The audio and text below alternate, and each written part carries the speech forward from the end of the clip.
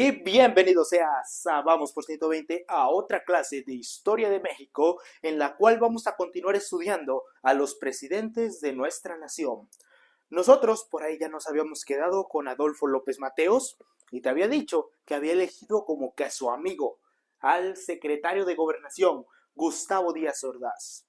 Y sí, este señor es muy polémico, sobre todo por la matanza del 68 que de seguro a todos se nos viene a la mente porque dejó una huella imborrable en la historia, en el PRI inclusive, y a la larga también ayudó como que a una apertura democrática, porque las mismas personas estaban cansadas del autoritarismo que tenía el PRI en esos momentos. Así que vamos a estudiar un poco acerca del contexto de este presidente, las preguntas que te digo que te pueden llegar a venir.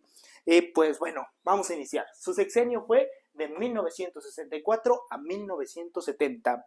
Y de por sí, cuando era secretario de Gobernación ya se caracterizaba porque iba a ser alguien pues muy duro, muy represivo. Inclusive, una de sus frases que él decía era esto: al secretario de Gobernación no solo se le debe de tener respeto, sino miedo. Bueno, ya con esto te digo todo, pero ¿de dónde surge esa maldad, digamos, de Gustavo Díaz Ordaz? Mira, te platico. Gustavo Díaz Ordaz como tal tenía entre uno de sus valores el servicio a la patria, el querer hacer las cosas por su nación. Y eso no está mal, digamos, está bien, ¿no? Querer servir al país. El problema a veces son los métodos o las maneras como las hacía. Y es que uno de sus maestros, sus figuras referentes, era Maximino Ávila Camacho. Muchos se refieren a él como el sanguinario Maximino Ávila Camacho, hermano mayor del presidente que ya vimos, Manuel Ávila Camacho. De seguro ya te suena. Y es que este señor era despiadado. Cuando fue la guerra cristera dicen que mataba personas así sin piedad. Y una de sus cosas que hizo mientras era gobernador, para que te des una idea, fue esto. Por ejemplo, en la industria textil hubo una vez como una especie de huelga de los trabajadores que pedían mejores condiciones al gobernador, que era Maximino, y Maximino prácticamente les dijo que la industria textil iba bien, que se abstuvieran de andar haciendo huelgas, porque si no iban a tener consecuencias. Obviamente los trabajadores dijeron: el gobernador nos está dando el avión, vamos a seguir con la huelga. Entonces, ya Maximino, ahora sí más enojado, les dijo: ¿saben qué? Ustedes inician la huelga y el siguiente día van a estar dos de ustedes colgados allá en el Zócalo. Tal cual, inició la huelga y al siguiente día sí, dos de los huelguistas estaban ahí colgados en el Zócalo, muertos. Cumplió su promesa. Y pues bueno, desde ahí se acabó la huelga y todo siguió normal, pero se empieza a ver que Maximino era una persona pues bastante sanguinaria con los demás. No respetaba ni a su hermano cuando era presidente, imagínate. Su hermano, Manuel Ávila Camacho, una vez le dijo que le iba a dar un contrato jugoso, así en el cual Maximino pues iba a sacar obviamente provecho. Pero por ahí no sé qué cosa pasó, que ya no se lo pudo dar. Entonces Maximino viene enojado diciendo: ay, ese de por sí luego le tiraba muchos insultos a su hermano, que aquí no los voy a decir, pero luego le decía pensativo, así pues nomás lo dejamos, y decía: ese Ávila Camacho, ese Manuel, ahorita voy por él. Y se lanzó a la capital y iba dispuesto a matar a su propio hermano, imagínate. Y el mismo presidente de México vio a su hermano mayor que ya venía y dice: no, pues yo ya me voy. Y se fue por ahí a un fuerte que tenía y ya Maximino no lo dejaron pasar y ya no lo alcanzó, a final de cuentas. Pero muchos dicen por ahí que sí venía dispuesto a matar a Manuel Ávila Camacho. Híjole, así que imagínate, no respetaba ni a su hermano en la presidencia. Y bueno, este señor que te platico que es sanguinario y todo eso, fue, digamos, uno de los mentores de Gustavo Díaz Ordaz. Así que, si juntamos eso, de que quieres servir a la patria, pero a su vez tienes métodos muy represivos, y además Gustavo Díaz Ordaz era alguien, pues digamos, feo, por decirlo así de alguna manera. Si puedes buscar fotos y muchos decían: es que ese presidente está horrible, está muy feo.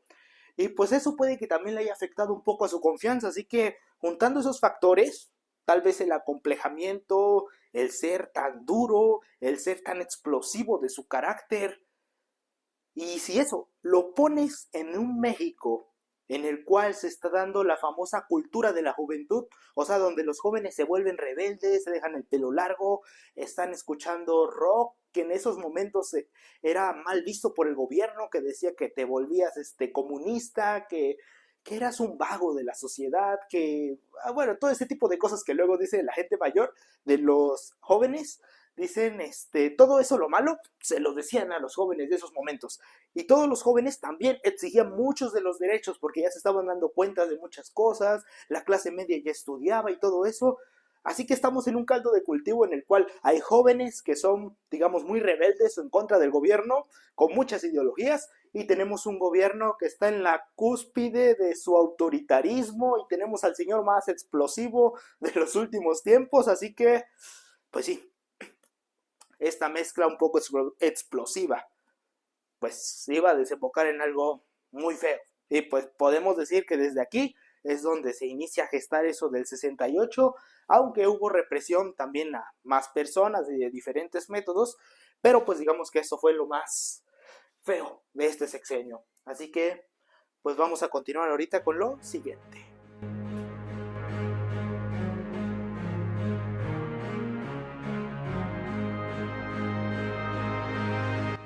Y continuamos entonces con las cosas que se hicieron durante este sexenio de por aquí.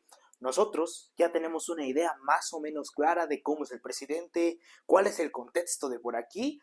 Y otra de las cosas importantes por ahí que tienes que saber es que el secretario de Gobernación para esos momentos era Luis Echeverría Álvarez. A lo mejor esto ya no suena tanto para muchos, pero va a ser el próximo candidato a la presidencia.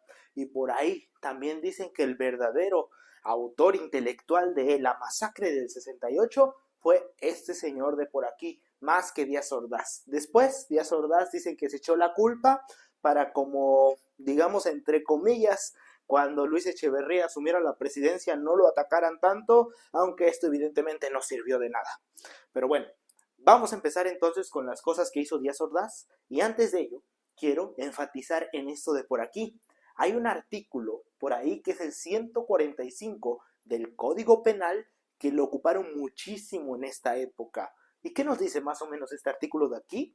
Fácil, que el gobierno puede intervenir en caso de que estés cometiendo algún delito de disolución social.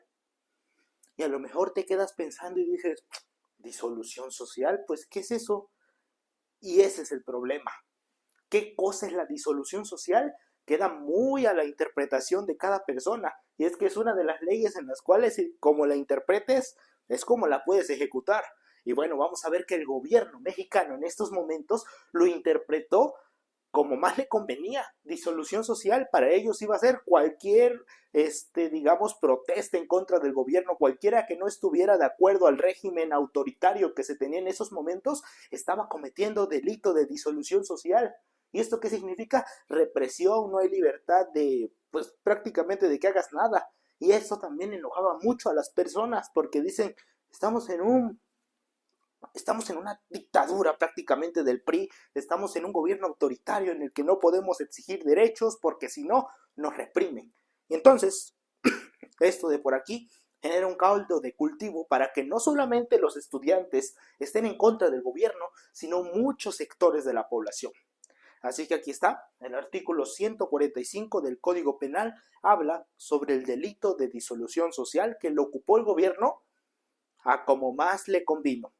Vamos a iniciar entonces a hablar un poco acerca de la matanza del 68, más o menos en qué consistió. Mira, la matanza del 68, así resumida a grandes rasgos, inició primero entre una pelea entre una prepa de la UNAM y dos vocacionales del Politécnico. Se hizo una riña entre alumnos por ahí. Esto generó que algunos granaderos que andaban por ahí del gobierno se metieran. Y pues bueno, los granaderos son policías que se encargan como que de controlar a los alumnos, pero pues no de la manera más amigable, ¿no? Fue como que una especie de represión también. Y esto obviamente indignó a los alumnos, se enojaron. Y también conforme fue pasando el tiempo, llegaron a hacer ciertas marchas. A su vez, también había otras marchas de otros grupos de izquierda que luego se juntaba con los alumnos y también eran reprimidas por el gobierno. Así que están viendo que no tienen libertad de expresión, que están en un gobierno totalmente autoritario, como te dije. Entonces, Con todo esto de por aquí, vamos a ver que se dan ciertas como que riñas entre el gobierno y los alumnos, y por ahí se da una riña muy fea, en la cual los alumnos se tuvieron que esconder en su preparatoria y tenían ahí una puerta histórica del siglo XVIII, XVII por ahí, y entonces el gobierno para poder entrar dice, pues ¿sabes qué? Tírales una bazuca. Así de autoritario, entonces agarraron una bazuca y tal cual despedazaron la puerta para poder entrar, y a ese acontecimiento se le llama el bazucazo. Así que bueno, estamos viendo que pues, el gobierno toma muchas medidas militares para poder, digamos, reprimir a todo tipo de personas, y pues esto causó gran indignación, no solamente en los alumnos, sino también en los profesores. Tanto es así que el 1 de agosto de 1968, ya, el mismo rector encabezó una, una marcha en contra del gobierno, porque está diciendo, oye, ¿por qué realizas todo ese tipo de represiones tan feas si son solamente estudiantes? Pues bueno, vamos a ver que esta manifestación como que fue más pacífica, esta marcha, y ahí no pasó nada, pero conforme fue pasando el tiempo, se armó el Consejo Nacional de Huelga, se siguieron haciendo más riñas por ahí en contra del gobierno, y todo esto vamos a ver que desemboca en una de sus últimas ya como que reuniones que iban a tener, que justamente iba a ser en la Plaza de las Tres Culturas en Tlatelolco, el 2 de octubre de 1968. Entonces, allá va a dar toda la marcha, muchas personas que también andaban ahí de curiosas viendo a ver qué pasaba, y se dice que a las 6 de la tarde, por ahí pasó un helicóptero y tiró dos bengalas, una roja y una verde. Y vamos a ver que entre la misma población que ya estaba ahí en la Plaza de las Tres Culturas, estaba el Batallón Olimpia, que eran unas personas que se veían así como civiles, pero tenían un guante blanco, u otros cargaban un pañuelo blanco para distinguirse de la población de los demás. Y entonces, una vez les dieron la señal con las bengalas, arremetieron en contra de toda la población a puros balazos, y también había tanquetas alrededor. Así que estamos viendo pues prácticamente la masacre, que fue más o menos a las 6 de la tarde y duró, pues dicen por ahí que hasta la madrugada, porque muchos se trataron de esconder en las unidades habitacionales y no encontraron salida, y el gobierno entró y los sacó y muchos de los líderes los encarceló. Así que estamos viendo una represión gigantesca. El gobierno, obviamente, para tratar como que de esconder esto de por aquí, agarró y dijo, pues mira, nomás hubo 20 muertos y 70 y tantos heridos, y resulta que los estudiantes traían armas y ellos iniciaron un fuego en contra del ejército. Evidentemente esto nadie lo creyó, por ya todos los antecedentes que se tenían, y se dice por ahí que hubo muchos más muertos, como 1000 y tantos, algunos dicen que hasta más, de personas, porque pues fue una masacre gigante. Dicen que inclusive a los alumnos muertos ahí de por ahí los agarraban y los metían en tanques, en camiones de basura, y se los llevaban quién sabe a dónde, los desaparecieron.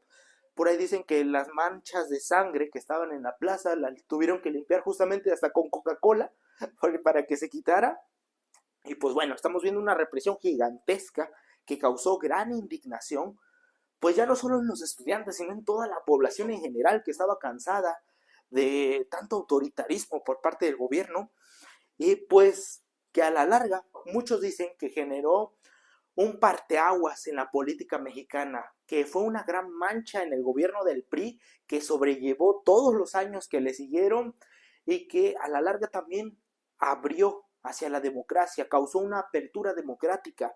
¿Y por qué? Porque muchas de las personas, muchos de los alumnos que murieron justamente aquí y otros que sobrevivieron, estaban en contra del gobierno y se unieron a otras corrientes como que de izquierda para tratar de frenar ese autoritarismo y ese control que tenía el PRI.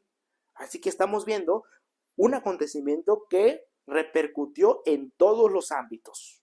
Y pues bueno, por ahí el gobierno dijo que pues simplemente hicieron lo que tenían que hacer para proteger las Olimpiadas, que era como que su prioridad. Debía sordas la economía del país, que estuviera bien, y que todos los alumnos que estaban ahí estaban cometiendo delitos de disolución social, porque muchos dicen que eran comunistas, y que pues simplemente trataban de desestabilizar al país, que decían que los Juegos Olímpicos son de gente privilegiada y no se debían hacer, así que eso atentaba en contra de la economía del país y lo que se hizo fue nada más que pues lo que se tenía que hacer para que el país estuviera tranquilo para las Olimpiadas y el Mundial después.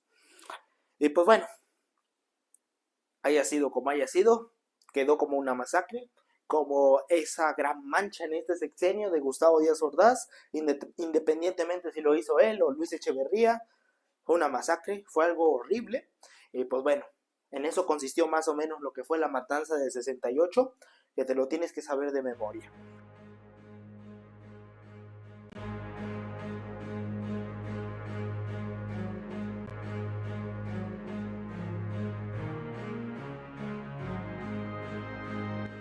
Los Juegos Olímpicos, como ya te dije, fueron en el 68, a su vez del Mundial de 1970. Y pues bueno, vamos a ver que para movilizar todas estas personas, tanto en el Mundial y en los Juegos Olímpicos, se tenía que crear algo que moviera muchas personas así en masa. Y por ello se creó lo que fue también el Metro de Ciudad de México, que fue una de las obras más grandes que hizo Díaz Ordaz en materia económica. Y pues bueno, estas son cosas que te tienes que saber de memoria. Y también lo que son estos de aquí, los tratados de Tlatelolco. Mira, estos no tienen nada que ver ya con lo que vimos del 68. Estos simplemente consistían en la desnuclearización de América Latina. ¿Qué quiere decir esto? Que México y América Latina se comprometían a no fabricar armas nucleares, porque estamos en una guerra fría en la cual se están peleando comunistas, capitalistas y también por ende, te digo, Díaz Ordaz quería conservar como que, pues digamos, el capitalismo, neoliberalismo que tenemos más o menos en el país, que teníamos de alguna manera, en contra de los comunistas que según eran los alumnos y personas que andaban en el movimiento. Así que, pues bueno, estamos viendo pues que hay muchas cosas, ¿no? En el mundo que interactúan. Hay muchas causas por la cual ocurrieron todos estos hechos de por aquí, pero algo importante, tratados de Tlatelolco consistieron en la desnuclearización de América Latina. Y estas son las cosas que te tienes que saber del sexenio. Esta de aquí, esta de aquí.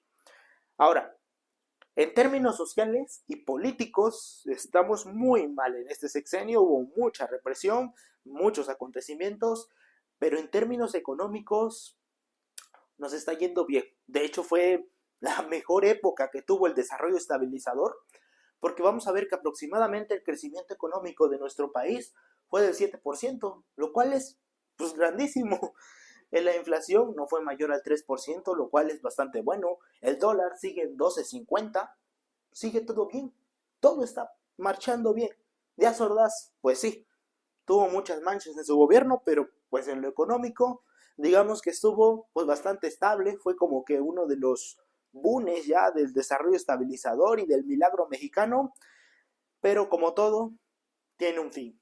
Y pues vamos a ver que para 1970, que es cuando ya Díaz Ordaz está por salir, este modelo económico como que ya no está funcionando bien. Por ejemplo, causó mucha desigualdad en lo que son las ciudades y el campo, como que ya no había mucha paridad entre esas personas, muchos como que emigraban, y pues esta desigualdad y otro tipo de factores ya no le convenía al gobierno, ¿no? Porque el país se iba a empezar a desestabilizar. Es por ello que era mejor cambiar por ahí el modelo económico.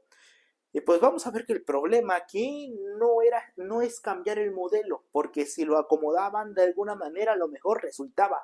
El problema es quién lo cambió, quién fue el que propuso y toda esa administración. Y vamos a ver que fue justamente Luis Echeverría. Yo ya te había comentado por ahí que el secretario de Hacienda y Crédito Público, Antonio Ortiz Mena, había estado con López Mateos, estuvo aquí con Gustavo Díaz Ordaz, pero vamos a ver que por no llevarse bien Luis Echeverría con este señor de por aquí que había hecho las cosas maravillosas en el ámbito económico, pues lo corre. Uf, fue el peor error que pudo haber hecho Luis Echeverría, pero pues con esto se acaba el desarrollo estabilizador. Este señor vamos a ver que hace otro modo económico, lo vamos a ver más adelante. Y pues con esto, pues digamos, la economía, si has escuchado hasta ahorita que va bien, que todo está creciendo, Y has escuchado que dicen por ahí, no es que en México ha habido puras crisis, puros fraudes, pura corrupción. Sí, ha habido corrupción y fraude y todo eso. Pero, más que ser aquí, fue con este señor de por acá. Así que con eso te digo todo. Y pues bueno, con esto creo que ya tenemos una idea general de lo que fue el gobierno de Gustavo Díaz Ordaz. Si te gustó este video recuerda darle like, suscríbete a este canal y nos vemos en un próximo video.